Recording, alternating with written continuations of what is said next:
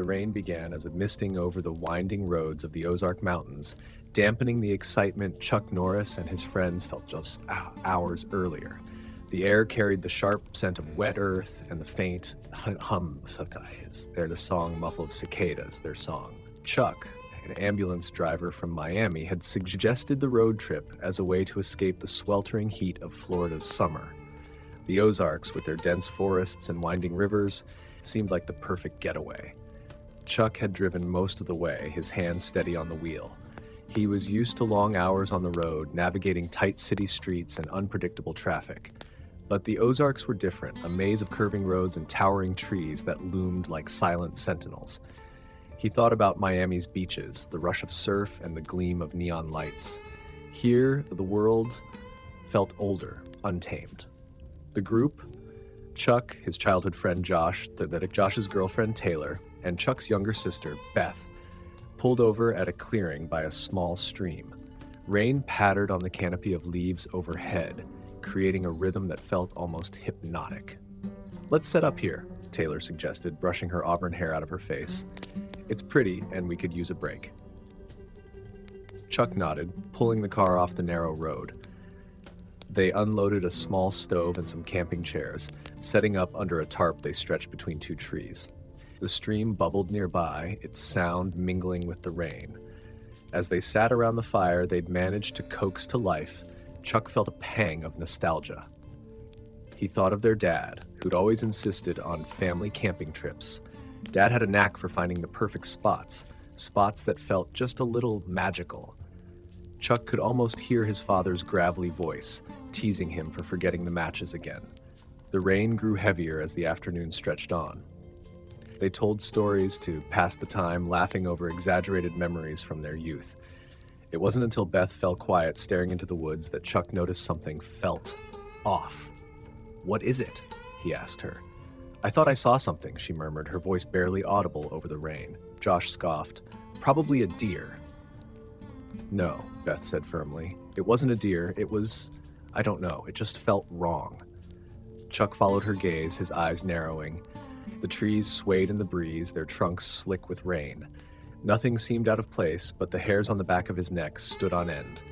"Maybe we should pack up and head to town," he suggested. Before anyone could respond, a faint rustling came from the tree line. The sound was subtle, almost blending with the rain, but unmistakable. "Hello?" Taylor called, her voice trembling. There was no answer, but the rustling grew louder, closer. A shadow moved between the trees, too large for a deer, too silent for a human. Chuck's chest tightened. He'd read about this sort of thing before, in a magazine he'd picked up during a slow shift at the station. The article had been about skinwalkers, creatures from Navajo legend said to mimic humans and animals. He'd brushed it off as superstition then, but now... "Stay together," he ordered, his voice firm. The shadows circled the clearing, just beyond the firelight.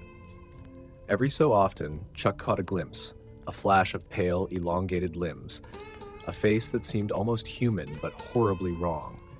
The rain poured harder, turning the ground to mud. The fire sputtered, struggling to stay lit. Suddenly, a low, guttural sound echoed through the trees. "We're not staying here," Chuck said, grabbing his flashlight. They moved quickly, packing what they could carry. The creature didn't follow immediately, but Chuck could feel its presence by lurking just beyond their sight. They headed back toward the road, the mud sucking at their boots. The rain masked their footsteps, but it also made it harder to hear if the creature was following. "Did you see its eyes?" Beth whispered. Chuck nodded grimly. "Don't look back, just keep moving." The creature began toying with them, breaking branches in the distance, mimicking their voices in chillingly perfect tones. "Chuck," it called in Beth's voice. "Over here." Beth clung to him, her nails digging into his arm. "Don't stop," Chuck said. The road was still a mile away. They moved in silence, their breath fogging in the cool air. Suddenly, the creature let out an ear-piercing screech, and Chuck knew it was no longer content to stalk. "Run," he yelled. They sprinted through the woods, branches clawing at their clothes. The creature's footsteps thundered behind them, impossibly fast. Chuck could hear Beth sobbing, Taylor cursing, Josh yelling for them to keep going. The road came into view, a ribbon of asphalt gleaming in the rain. A pair of headlights appeared in the distance, and Chuck waved frantically. The car skidded to a stop, the driver, a middle-aged man with a bewildered expression, opening his door. "What's going on?" he asked. "No time," Chuck gasped. "Get us out of here."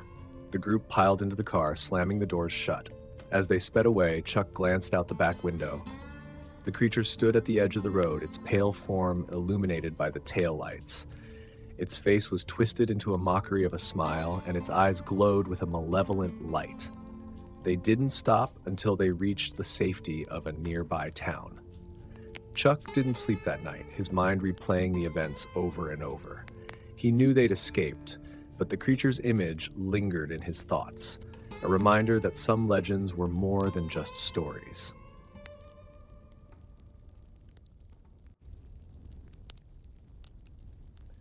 The rain was unrelenting, pouring down on the Appalachian foothills like a warning. George Starsky adjusted his hood, glancing through the windshield as the wipers struggled to keep up. He was used to the sun-drenched streets of Los Angeles, where he worked long shifts under fluorescent lights and spent his weekends basking in California's endless summer. The Appalachians, though, were a whole other world, a tangle of mist-shrouded trees and winding roads that seemed to lead nowhere. "We could have just gone to Vegas," muttered Mike, George's friend from high school. He was sprawled in the passenger seat, scrolling aimlessly on his phone. "Where's the adventure in that?" George shot back.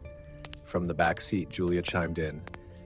"Besides, this is way better than losing all our money on slot machines. Fresh air, beautiful scenery, ghost stories." "Bigfoot stories," corrected Dave, leaning forward between the seats. "This area is famous for sightings." George chuckled, though his grip on the steering wheel tightened. Growing up, his uncle had told him wild tales about creatures in the woods, stories meant to keep kids from wandering too far. He never believed them, but something about the Appalachians felt different. The group had decided to camp for the night after a long day of hiking. They found a clearing near a ridge with a decent view of the valley below. The rain hadn't let up, so they set up camp under the trees, using tarps to keep dry. The fire crackled weakly, struggling against the dampness. As the evening wore on, the group gathered around the fire, swapping stories and laughing over old memories. George found himself thinking about his mom and dad, about weekends spent tinkering with cars in their driveway. His dad had been a man of few words, but he'd always had a knack for fixing things, for finding solutions. George figured that's where he got it from, the drive to keep going no matter what. It wasn't until the fire burned low that Julia froze, her gaze fixed on the shadows beyond the trees. "Did you hear that?" she whispered. The laughter died instantly. George strained his ears, but all he could hear was the rain tapping on the tarp and the distant howl of the wind. "What was it?" Dave asked. I don't know. It sounded like breathing." Mike scoffed. "Probably just an animal, a deer or something." But George couldn't shake the unease that crept over him. He grabbed a flashlight and swept the beam across the trees. The forest seemed impossibly dense, the light swallowed up by the darkness. "Let's not freak ourselves out," he said, trying to sound confident. The group settled back down, but the mood was tense. George kept catching Julia glancing over her shoulder, her hand gripping the hilt of a utility knife. An hour later, as the fire flickered weakly, a low, guttural noise broke the quiet. It wasn't a growl exactly, more like a deep, rumbling exhale coming from just beyond the firelight. George shot to his feet, his heart pounding. "Who's there?" he called out. No response. Then, from the shadows, something moved, a massive, hulking shape that ducked behind a tree faster than George's eyes could track. "What the hell was that?" Mike hissed, scrambling to his feet. "Pack up," George ordered. "We're leaving." They moved quickly, dousing the fire and shoving their gear into bags. The creature didn't approach, but they could feel it watching, its presence oppressive and unmistakable. As they started down the trail toward their car, the rain turned heavier, the muddy path slick beneath their boots. George took the lead, flashlight cutting through the downpour. Behind him, the others whispered nervously, their voices barely audible over the rain. Then, from somewhere ahead came a deafening slam. It sounded like a tree being felled, the crash reverberating through the forest. "Run!" George shouted, adrenaline surging. They bolted down the trail, slipping and sliding in the mud. The creature pursued them, its heavy footsteps crashing through the undergrowth. George didn't dare look back, his focus entirely on keeping his footing and guiding the group. Julia screamed as she stumbled, but George grabbed her arm, pulling her upright. "Come on," he urged. The trail twisted and turned, the forest seeming to close in around them. George's mind raced. He thought of his dad again, what he would have done in a situation like this. Stay calm. Think it through. The creature let out a bone-chilling howl, a sound that seemed to vibrate through the trees. George pushed the others forward, his breath coming in ragged gasps. Finally, they broke through the tree line and onto the outskirts of a small town. The lights of a gas station glowed faintly in the distance. The group staggered toward it, drenched and exhausted. They burst into the gas station, startling the clerk behind the counter. "Call the police," George said, his voice hoarse. The clerk stared at them, wide-eyed, but nodded and reached for the phone. As they waited for the authorities, George couldn't shake the image of the creature from his mind. Its massive form, the way it moved with a predatory intelligence. He didn't know what it was, but he knew one thing for certain. They'd barely escaped with their lives.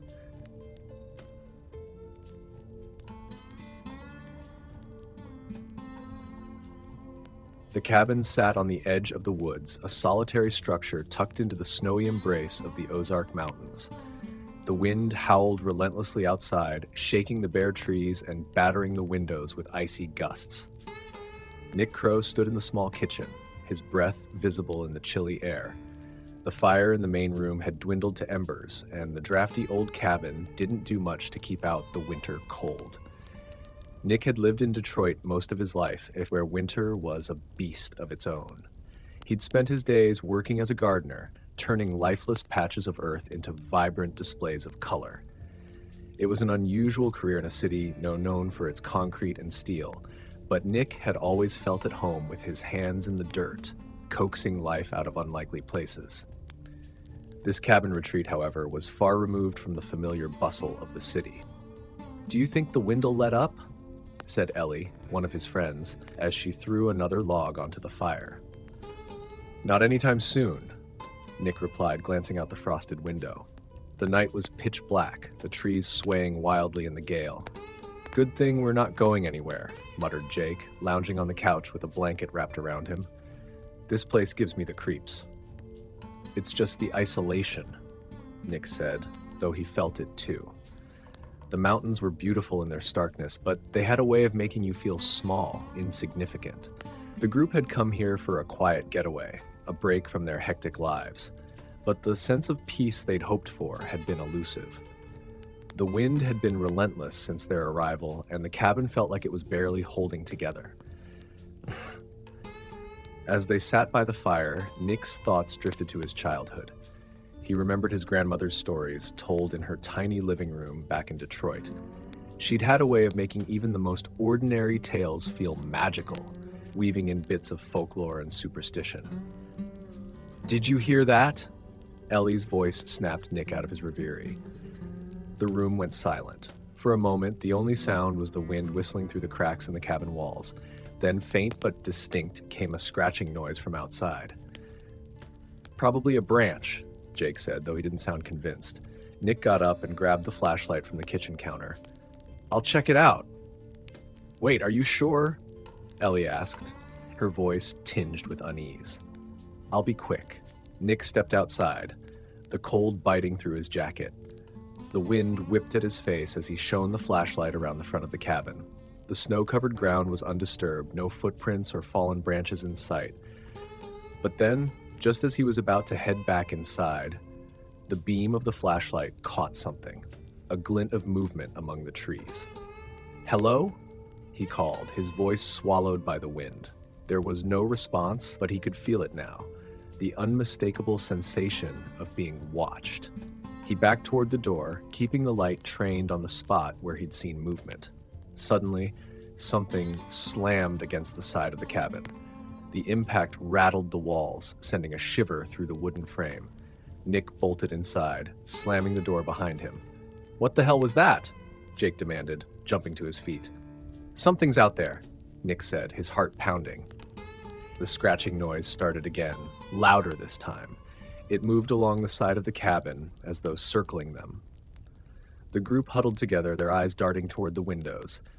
"It's just an animal," Ellie said, though she didn't sound convinced.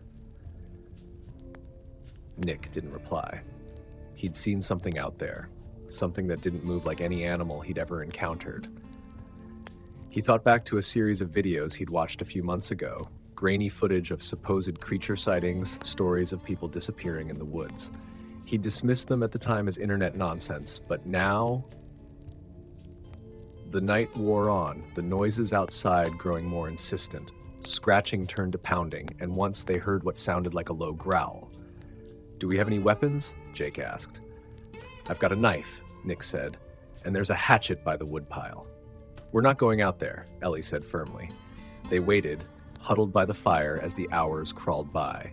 Nick kept his knife close, his mind racing with plans. Could they make a run for it? The car was parked down the hill, but the snow was deep, and the road was treacherous. As dawn approached, the creature grew bolder. It slammed against the door with enough force to crack the wood, and the growl came again, louder and more guttural. "We can't stay here," Nick said. "We'll make a break for the car." The group moved quickly, bundling up against the cold and grabbing what they could. Nick led the way, his flashlight cutting through the dim light of early morning. The creature didn't let them go easily. As they descended the hill, they heard it crashing through the undergrowth, its guttural growls echoing through the trees. Nick turned once and caught a glimpse of it, a massive, hunched figure with glowing eyes that seemed to pierce the darkness. Ellie stumbled, but Nick grabbed her arm, pulling her upright. "Keep moving," he urged. When they finally reached the car, Nick fumbled with the keys, his hands numb from the cold. The creature was close now, its heavy footsteps pounding through the snow. Come on," Jake muttered, glancing over his shoulder. The engine roared to life, and they piled in just as the creature burst into view. It slammed against the car, rocking it violently, but Nick didn't wait. He floored the gas, the tires spinning for a moment before finding traction. As they sped down the snow-covered road, Nick didn't look back. The creature's silhouette lingered in the rearview mirror for a moment before disappearing into the trees. It wasn't until they reached the main road and flagged down a passing truck that Nick allowed himself to breathe. They told the driver about the creature, though he looked skeptical. Nick didn't care. All that mattered was that they'd made it out alive.